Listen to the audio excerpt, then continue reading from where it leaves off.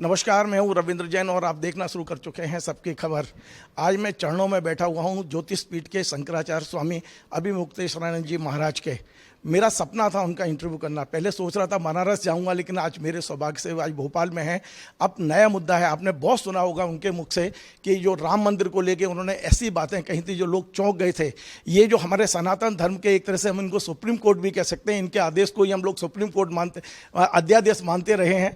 आज एक नया मुद्दा लेकर मैं इनके बीच में आया हूँ। मुझे ये पता चला है 14 मार्च को शंकराचार्य जी गोवर्धन की यात्रा करने के बाद, उनकी परिक्रमा करने के बाद में वो दिल्ली की ओर गमन करेंगे और पैदल कूच करेंगे। और एक बड़ा मुद्दा यह है कि गौ हत्या को लेकर देश की सरकार को जगाने का काम करने वाले हैं। पैदल मार्च होगा गोवर्धन से दिल्ली तक।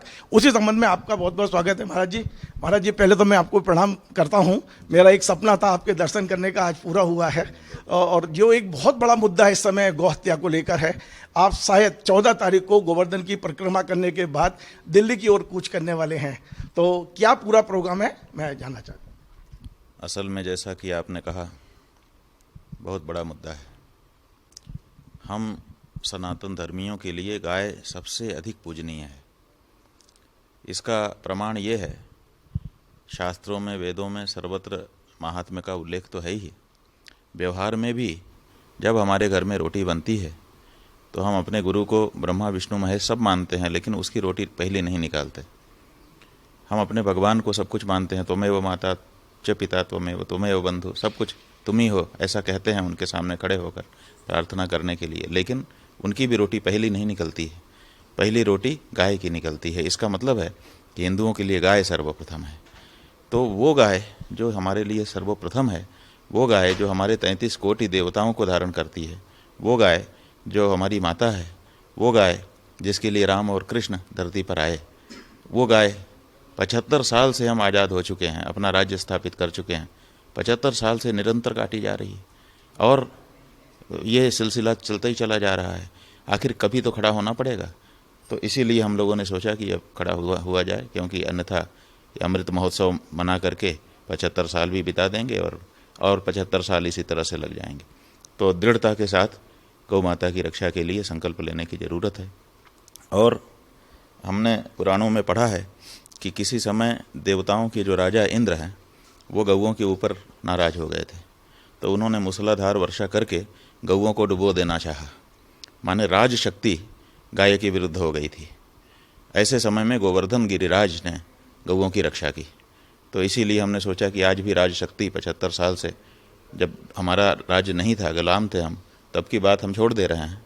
आज़ादी के बाद के 75 साल से अगर गिने, तब भी कोई एक हमदर्द नहीं आ रहा है। तो इसलिए राज शक्ति कहीं ना कहीं गौ के खिलाफ है। ऐसा मान करके हम गोवर्धन गिरिराज की शरण में जा रहे हैं कि हे गोवर्धन गिरिराज, इंद्र ने जब गौओं के विरुद्ध मोर्चा खोला था, आपने उनकी रक्षा की थी, एक बार फिर हम आपकी शरण में आए हैं।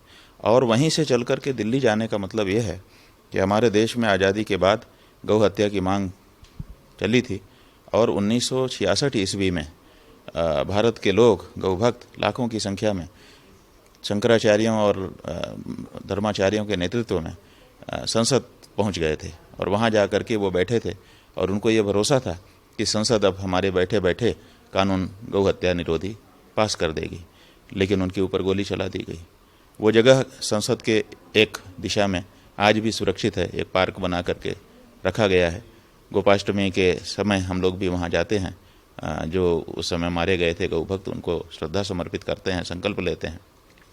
तो अब हमारा ये कहना है कि अब निर्णायक संकल्प लेने की आवश्यकता है और इसीलिए गोवर्धन गिरिराज की परिक्रमा करके, उनसे बल प्राप्त करके गौ रक्षा का, और हम संकल्प कराते हुए लोगों को, और दिल्ली तक जाएंगे।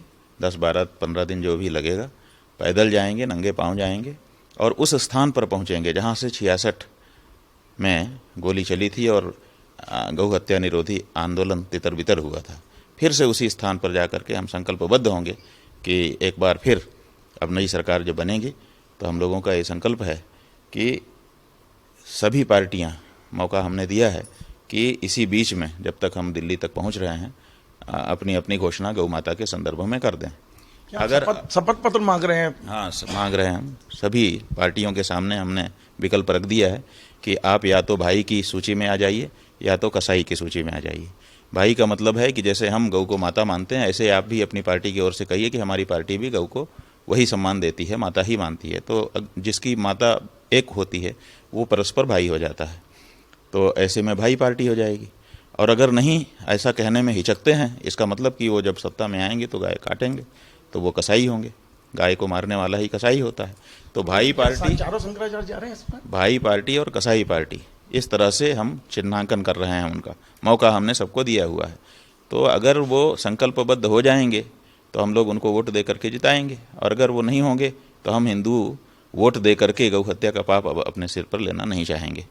जहाँ तक चारों शंकराचार्य की बात आप पूछ रहे हैं, तो ये जो आंदोलन चल रहा है गौ माता को राष्ट्रमाता के रूप में प्रतिष्ठित करने का और उनकी हत्या को बंद करने का आंदोलन, इस आंदोलन को चारों शंकराचार्यों का समर्थन है, चारों शंकराचार्यों का आशीर्वाद है।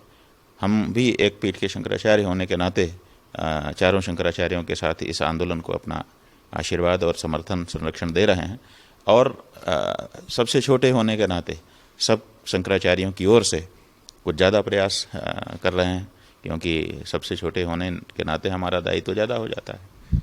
महाराज जी, जिस समय दिल्ली में प्रवेश करेंगे, बताया कि बहुत सारे संख्या में साधु संत और गाय भी आपके साथ रहेंगी, क्या ऐसा कुछ है? और दूसरा, इस आंदोलन के लिए कोई बैनर तैयार किया है कि केवल साधु संत हैं?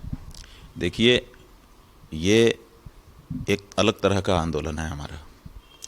हम इसमें भीड़ नहीं इकट्ठा कर रहे हैं, ये जान लीजिए।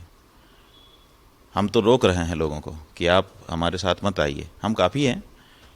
हिंदू समाज की ओर से जो 100 करोड़ हिंदू हैं, उनकी तरफ से उनका शंकराचार्य चल रहा है।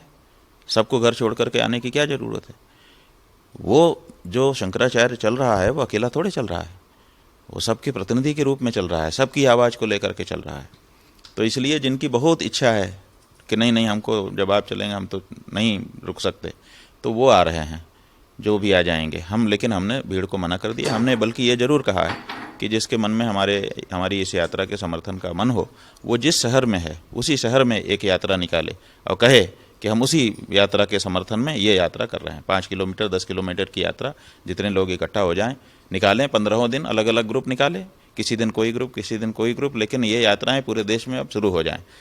क्योंकि ये अंतिम निर्णय करना पड़ेगा। हम हिंदुओं के वोट से बनी सरकार हमारी गौ माता को मारे, ये गजब की विडंबना है। हमारे वोट से माने हम ही मारने वाले हो गए। हमको हत्या का पाप लग रहा है, हर हिंदू को गौ हत्या का पाप लग रहा है। ये कब तक सहा जाएगा? इसलिए इस बारे में बहुत ही ध्यान देने की आवश्यकता है। महाराज जी, राम मंदिर का मुद्दा हालांकि पुराना हो चुका है, लेकिन मैं ये देख रहा हूँ कि सरकारें अपने इच्छा से शंकराचार्य तैयार कर रही हैं। आप देखें, ये वाला मुद्दा बहुत महत्वपूर्ण हो गया। इस बारे में कुछ कहना चाहेंगे? जो नकली शंकराचार्य जिसको मैं कह सकता हूँ, उस बारे में, क्योंकि उनको प्रश्रय मिलने लगा है, जो वास्तव में सरकार के या तो वो शासन के अधीन हो जाते हैं या शासन के साथ हो जाते हैं, उन्हें प्रश्रय मिल रहा है। ये बहुत महत्वपूर्ण और इस समय पूरे देश पर में बड़ा ज्वलंत मुद्दा है। देखिए, बात यह है कि राम जन्मभूमि का जो मुद्दा है, उसके कारण भी हम ये गौ माता का आंदोलन तेज कर रहे हैं। इसलिए तेज कर रहे हैं कि ये प्रचार कर दिया गया है कि राम आ गए। पहले गाया गया राम आएंगे आएंगे आएंगे, और फिर कहा गया कि अमुक तारीख को राम आ गए। अब हमारे सामने समस्या क्या है कि अगर राम आ गए तो राम के आने के बाद देश में कुछ तो अंतर पड़ना चाहिए। राम के आने के पहले गौ हत्या हो रही थी, गलत था, लेकिन कम से कम राम आ गए जिस तारीख से कह रहे उस तारीख से तो गौ हत्या बंद हो जाए। राम के आने के बाद भी अगर गौ हत्या होती रहेगी तो कल को जो विरोधी लोग हैं वो कहेंगे कि तुम्हारे राम आए क्या फ़र्क पड़ा, जैसे था सब कुछ वैसे ही तो है। तो कम से कम हमें चाहते हैं कि गौ हत्या बंदी हो जाए, ताकि हम कह सकें कि देखो राम आते हैं तो कुछ होता है, राम आए तो गौ हत्या बंद हो गई। तो इसलिए राम मंदिर का मुद्दा इससे बहुत जुड़ा हुआ है। और राम को लेकर के गाय आई थी। हमने ये जब गाना गाया गया कि जो राम को लाए हैं हम उनको लाएंगे, तो हमने अध्ययन किया शास्त्रों का। अध्ययन से हमको पता चला कि राम को गाय लेकर के आई थी, क्योंकि जब धरती पे अत्याचार बढ़ा, धरती ने गाय का रूप धारण किया और ब्रह्मा के पास गई, तब जाकर के राम आए। इसका मतलब लाने वाला कौन? गाय।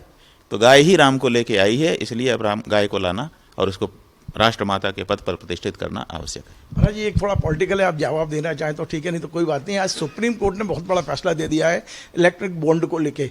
जो सरकार छुपा रही थी, उन्हें कल शाम तक पूरी सूची देनी पड़ेगी चुनाव आयोग को और 15 तारीख तक चुनाव आयोग बताएगा कि कितना, किस पार्टी को कितना चंदा किस व्यक्ति ने दिया है। देखिए, ये तो सुप्रीम कोर्ट ने पहले ही आदेश कर दिया था। आज उन्होंने जो टालने की कोशिश ये सरकार की ओर से एक एफिडेविट दिया गया था कि हमें समय दिया जाए और ज़्यादा, बैंकों की ओर से, स्टेट बैंक की ओर से। तो उस पर उन्होंने कहा है कि नहीं, हम समय नहीं बढ़ाना चाहते हैं, जो समय हमने दिया है उसमें आप सामने रखिए। तो ठीक है, सुप्रीम कोर्ट का अपना काम है, सुप्रीम कोर्ट अपना काम कर रहा है। महाराज ये एक बहुत लाखों करोड़ों जैन समाज के लोग की ओर से एक सवाल है। आपने देखा होगा अभी 18 फरवरी को दिगंबर जैन आचार्य विद्यासागर जी महाराज ने शरीर को त्यागा है, समाधिष्ट हुए हैं वो। उसे लेके उनके भक्तों में बड़ा वियोग है और सहन नहीं कर पा रहे हैं इतने गुरु के वियोग को। आप शंकराचार्य हैं, आप धर्म को बहुत नज़दीक से समझते हैं, आप उनके संतों को कोई संबोधन देंगे जिससे ये जो कष्ट है उसे सहने की उनमें क्षमता डेवलप हो सके?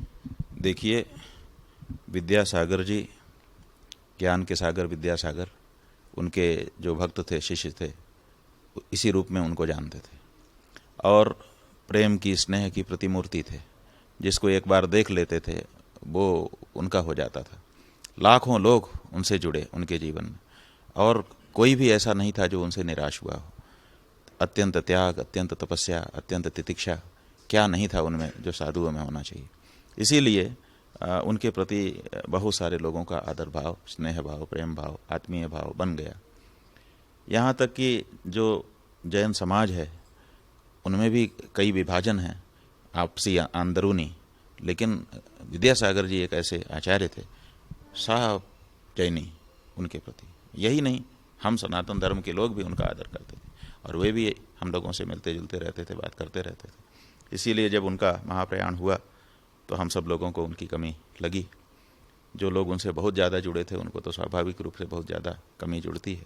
लेकिन एक बात जानने की है, आज हमने अपने गुरु जी के संबंध में भोपाल में जो सभा थी उसमें भी कहा है कि हमारे गुरुओं की समस्या ये है कि उनको हमको शिक्षा देने के लिए सब कुछ बताना पड़ता है।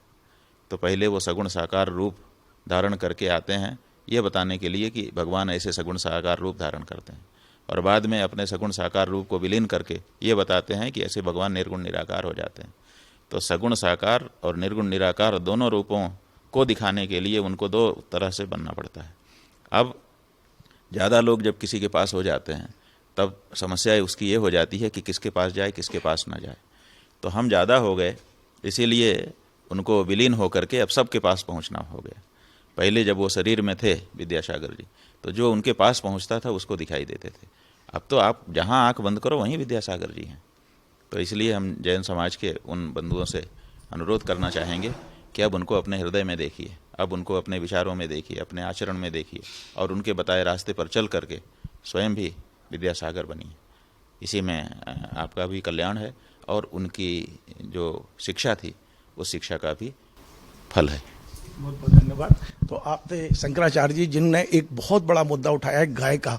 इनका कहना है कि भगवान राम को यदि पृथ्वी पर कोई लेके आए तो गाय लेके आई थी, और राम के आने के बाद यदि गाय कटती है तो ये देश, बहुत बड़ा दुर्भाग्य है देश का।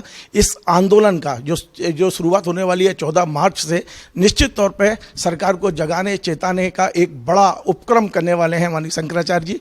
और अब देखते हैं कि दिल्ली की सरकार इस आंदोलन से कैसे निपटती है, क्योंकि हम जानते हैं कि दिल्ली की सरकार हमेशा किसी न किसी चीज़ का अपने पास उपचार ढूंढ लेती है। ये जो शंकराचार्य जी निकलने वाले हैं, पैदल कूच करेंगे, नंगे पांव करेंगे, बहुत बड़ी साधना होगी ये भी कि गाय को बचाने के लिए इतनी बड़ी साधना शंकराचार्य जी के नेतृत्व में है। बेशक शंकराचार्य जी ने अपने मुख से नहीं बोला है, पर मेरी जानकारी के अनुसार हजारों और लाखों संत शायद वहां पहुंचेंगे दिल्ली में, और दिल्ली की सरकार को एक बार फिर से 1966 दिखाई देगा, जब इंदिरा जी के समय वहां गोलीकांड हुआ था, कई लोग मारे गए थे। लगता है कहीं ऐसा नहीं कि उसकी पुनरावृत्ति हो। आपको हमारा कार्यक्रम पसंद आया वैसे शेयर करें, लाइक करें, कमेंट करें, और आपसे बार बार निवेदन है हमारे इस चैनल को सब्सक्राइब अवश्य करें। धन्यवाद।